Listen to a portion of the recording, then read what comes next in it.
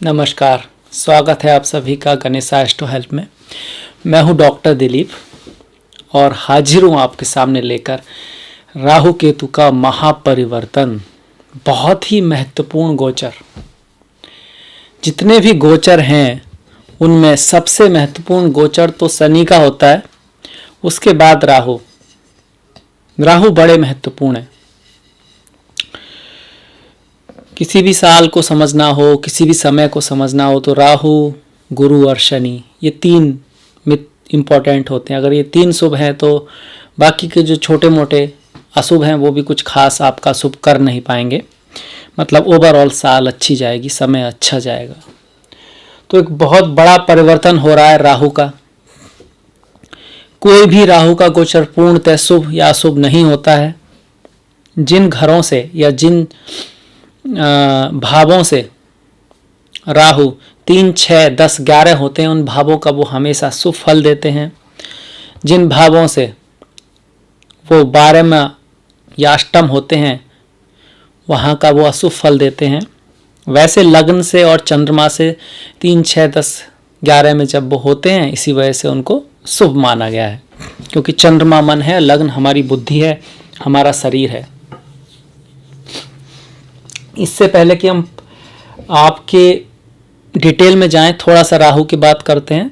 बाकी आपके लिए बहुत सारी अच्छी सौगातें राहु लेकर आए हैं। कुछ सावधानियां भी हैं जिसका हम ध्यान रखेंगे, कुछ उपाय, ताकि उसको जो थोड़ा बहुत कह सकते हैं कि जहां सावधानी के साथ साथ कुछ उपाय भी शामिल किए जाएं तो अच्छा रहेगा। तो अगर राहु की बात करें तो राहु की शुरुआत समुद्र मंथन से होती है। समुद्र मंथन के बाद जो अमृत कलश निकल कर आया उसको जो है राक्षस लेके भाग गए और देवता उसको पकड़ नहीं पा रहे थे राक्षसों को।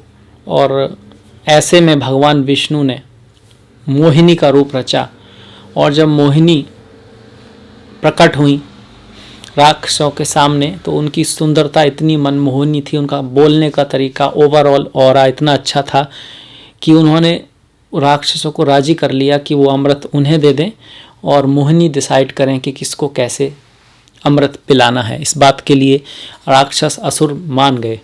तो मोहिनी ने कहा कि भाई एक लाइन में आप बैठ जाइए, राक्षस लोग, असुर लोग और एक तरफ देवता, और मैं सभी को अमृत पिलाऊंगी। ऐसा कहकर उन्होंने अमृत पिलाना शुरू किया, पर वो सिर्फ देवताओं को ही अमृत पिलाई जा रही थी, एक के बाद एक, एक के बाद एक। ऐसा देखकर स्वर भानु ने ये सोचा, जो एक राक्षस था, कि अगर हम इसी तरह बैठे रहे तो हम ऐसे ही रह जाएंगे, हमें किसी को अमृत नहीं मिलेगा। तो उन्होंने फिर सोचा, दिमाग लगाया, एक ट्रिक निकाली। बुद्धिमता की पहचान है ये।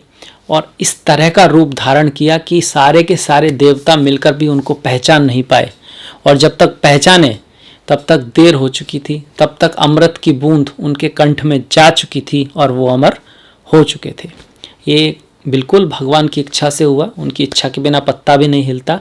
पर इस कहानी से बहुत सारी चीज़ें निकल कर आती हैं कि राहु बहुत तेज हैं, बहुत बुद्धिमान हैं, डिप्लोमेटिक हैं, मायावी हैं। ऐसी माया रचाते हैं कि देवता भी पहचान नहीं पाए।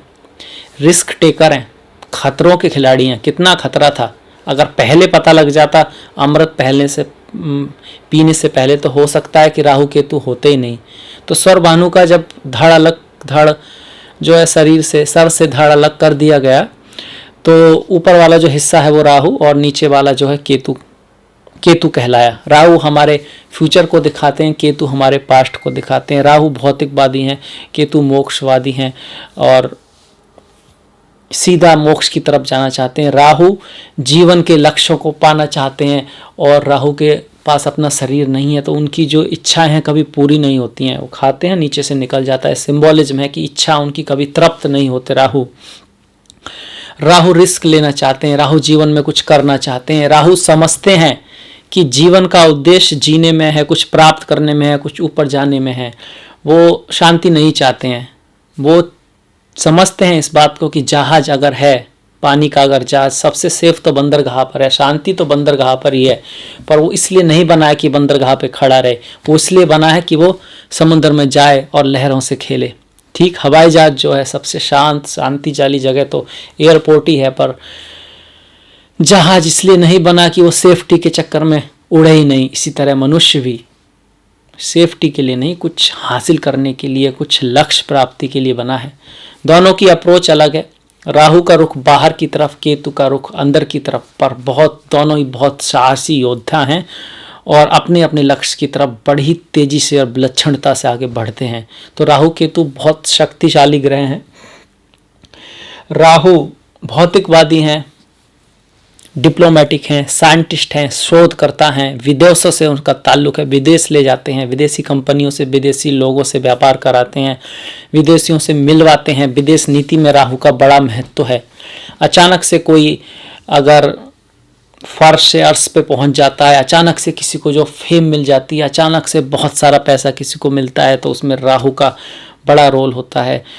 बड़े बड़े संत जो हुए हैं उनकी कुंडली में भी राहु केतु का बड़ा रोल है, क्योंकि राहु केतु कुंडलिनी शक्ति से जुड़े हुए हैं। योगा, मेडिटेशन, अल्टरनेटिव हीलिंग, जादू, एस्ट्रोलॉजी, अकल्ट, इन सब से जुड़े हुए हैं। जासूसी, डिटेक्टिवनेस, फार्मा कंपनी, केमिस्ट, जहर से जुड़े हुए हैं। और microbiology, micro organism, virus, bacteria, ये सब केतु से जुड़े हुए हैं। केतु मोक्ष को भी दिखाते हैं। केतु कंप्यूटर्स के जो छोटे छोटे पार्ट हैं उसको दिखाते हैं। राहु इंटरनेट को दिखाते हैं। तो ये राहु केतु के बारे में थोड़ा सा आइडिया है कि बहुत सारी चीज़ें, अच्छी चीज़ें राहु केतु की देन है। आजकल राहु का ज़माना है, टेक्नोलॉजी का ज़माना है, इलेक्ट्रिसिटी का ज़माना है, कंप्यूटर का ज़माना है। तो ऐसे में राहु केतु आपके लिए बहुत ज़रूरी हैं और बहुत अच्छे ग्रह हैं। उनको सिर्फ असुर ग्रह मानकर उन छोड़ देना, ये उनकी असली पहचान नहीं है। फिलहाल राहु केतु जो देते हैं अचानक से देते हैं, बिना प्लान के देते हैं, और जो आपने नहीं सोचा वो हो जाता है, वो राहु केतु की वजह से होता है। आपकी कुंडली में राहु दूसरे भाव में आए हुए हैं। वैसे तो सूर्य, चंद्र और लग्न तीनों से ही गोचर देखे जाते हैं और हर एक ग्रह से भी गोचर देखा जाता है, पर अमूमन चंद्रमा से जब गोचर देखते हैं या लग्न से जब गोचर देखते हैं तो द्वितीय भाव में बहुत अच्छा तो नहीं कहा गया है। अच्छा तो कहा गया है तृतीय, षष्ठ मतलब छठे भाव में, दसम भाव में, 11वें भाव में राहु का गोचर, पर आपके द्वितीय भाव में है। तो इसका अर्थ ये नहीं है कि बेकार गोचर है, ये भी बहुत सारी चीज़ों के लिए अच्छा होगा। जिन जिन घरों से ये राहु तीसरे, छठे, 10वें, 11वें हैं, वहाँ का वो अच्छा फल देंगे। जिससे 12वें और अष्टम है, उस फल, उस भाव का जो है थोड़ा सा हानि करेंगे, उसका थोड़ा लॉस करेंगे। तो पहले अच्छे फलों की बात, फिर उसके बाद राहु की दृष्टियों की बात, वहाँ पर थोड़ा सा नुकसान कर सकते हैं और कुछ फ़ायदा भी करेंगे, और उसके बाद देखते हैं किन भावों की हमें सावधानी करनी है। अगर अच्छे फलों की बात की जाए तो घर खरीदना, गाड़ी खरीदना, सुख सुविधा के सामान खरीदना, भौतिक सुखों की प्राप्ति करना, उसकी आपके अंदर इच्छा भी होगी और कहीं ना कहीं से आपकी कुछ ना कुछ इच्छाएं पूरी भी होंगी। कुछ ना कुछ इस तरह के योग बनेंगे कि आप अचानक से गाड़ी खरीद ली जाएगी, अचानक से कोई ज़मीन खरीद ली जा सकती है, कुछ ना कुछ सुख के सामान आपकी ज़िंदगी में आएंगे। अच्छा, ये राहु का जो गोचर है वो सितंबर से, 23 सितंबर से और आपके अप्रैल 2022 तक रहने वाला है। इसके बीच में राहु 3 नक्षत्र पार करेंगे। पहला मृगशिरा, जिसमें वो 23 सितंबर से जनवरी तक रहेंगे, जनवरी 2021। फिर जनवरी 2021 से सितंबर 2021 तक वो चंद्रमा के रोहिणी नक्षत्र में रहेंगे, और फिर सितंबर 2021 से अप्रैल 2022 तक वो सूर्य के कृत्तिका नक्षत्र में जाएंगे। तो थोड़ा थोड़ा जो रिजल्ट हैं बदलेंगे। वो नक्षत्र के अनुसार भी देख सकते हैं। जो तारे होते हैं हमारे 9 तारे, जन्म तारा, संपत तारा, विपत तारा, क्षेमा तारा, प्रत्यारी तारा, उसके बाद साधक तारा, उसके बाद बाधक तारा, मित्र तारा, परम मित्र तारा। तो ये अलग से फिर वो अलग वीडियो हो जाएगा, पर वो एक नक्षत्र के थ्रू देखा जाता है, वो एक अलग है, उसका भी एक सटीक रिजल्ट होता है। अब हम राशि के थ्रू बात करते हैं।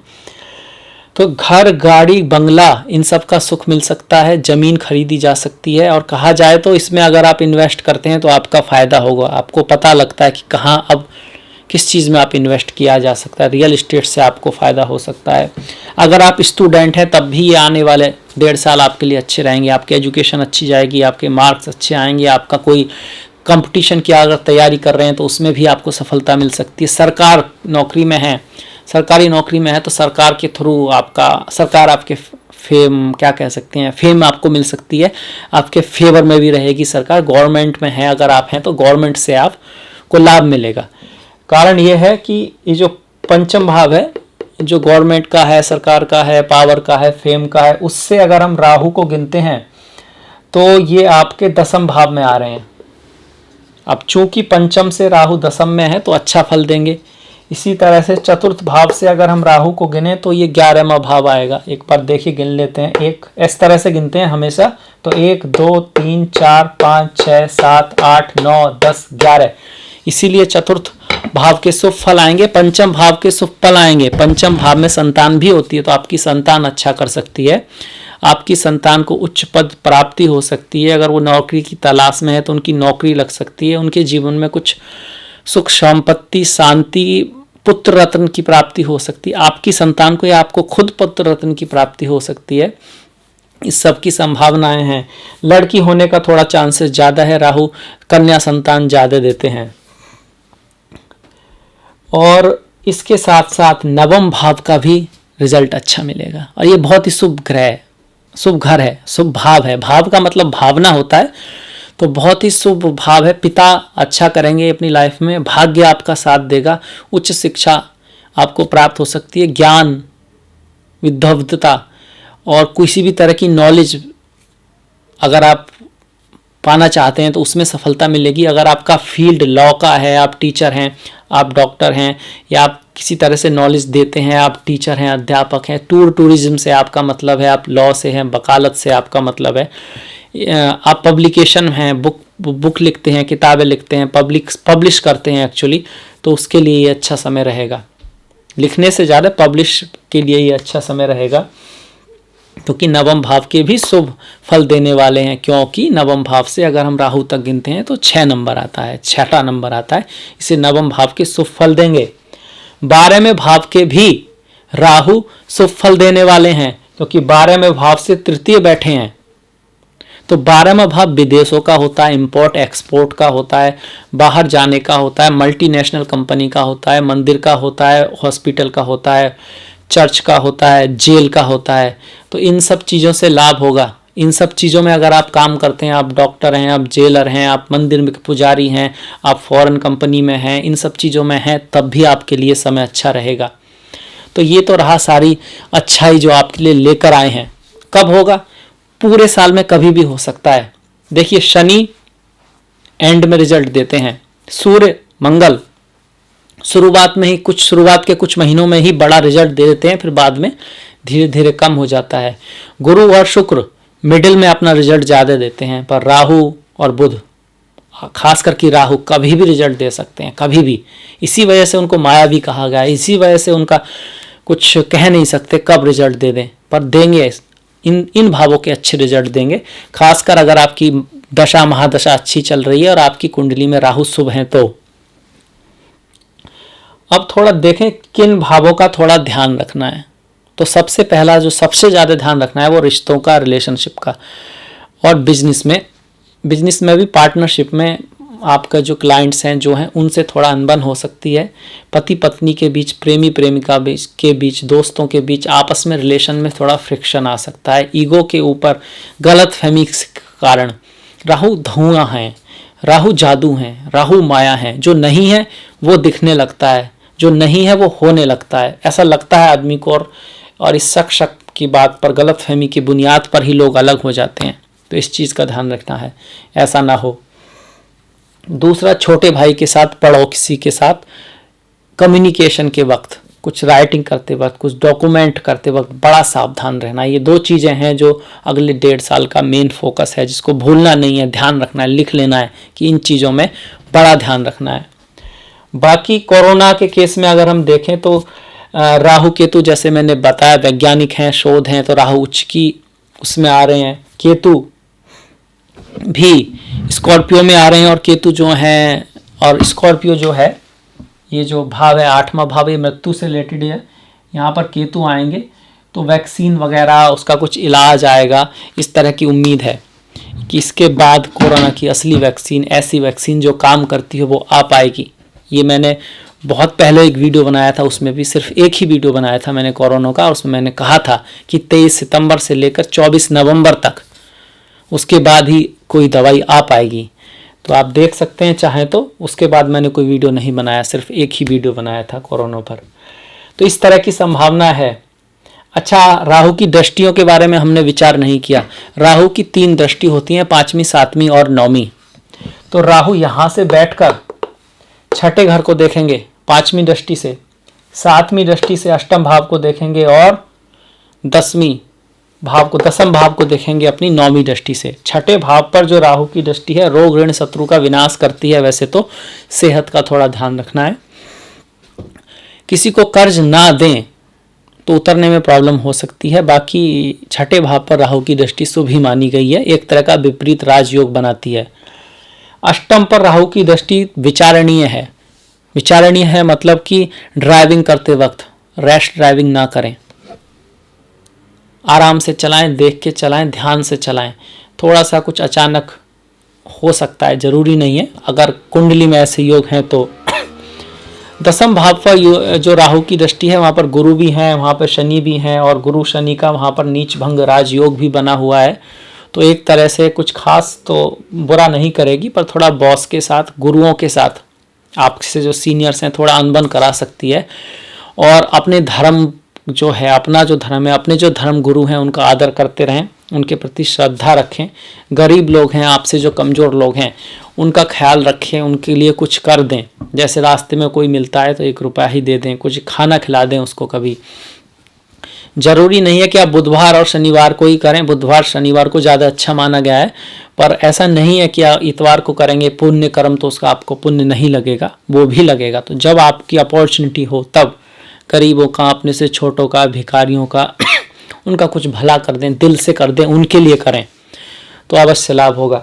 इसके अलावा ओम दुम दुर्गाय नमः, ओम दुम दुर्गाय नमः का बुधवार को जाप करना बहुत शुभ है। माता सप्तशती, माता का सप्तशती पाठ ये भी कर सकते हैं, ये भी बहुत शुभ है। इसके अलावा भगवान शिव का रुद्राभिषेक करना भी आपके लिए अति शुभ रहेगा। तो ये था मेरी तरफ से मेष राशि, मेष लग्न के लिए राहु केतु का महापरिवर्तन, जो कि अगले 1.5 साल तक प्रभावी रहेगा, और उसका क्या रिजल्ट आ सकता है और क्या सावधानियां, सभी के बारे में हमने बात की है। तो मुझे आशा है आपको पसंद आया होगा। तो प्लीज़ लाइक, प्लीज़ शेयर, और जो घंटी वाला बटन है उसको दबाना मत भूलिएगा। इसी के साथ मिलेंगे नेक्स्ट वीडियो में, तब तक के लिए नमस्कार। एक और बात, मैंने अपने डिस्क्रिप्शन में अपना लिंक दिया है फेसबुक का, इंस्टाग्राम का, ट्विटर का, तो आप चाहें तो फॉलो कर सकते हैं और लाइक कर सकते हैं। आपका सपोर्ट बहुत महत्वपूर्ण है। नमस्कार।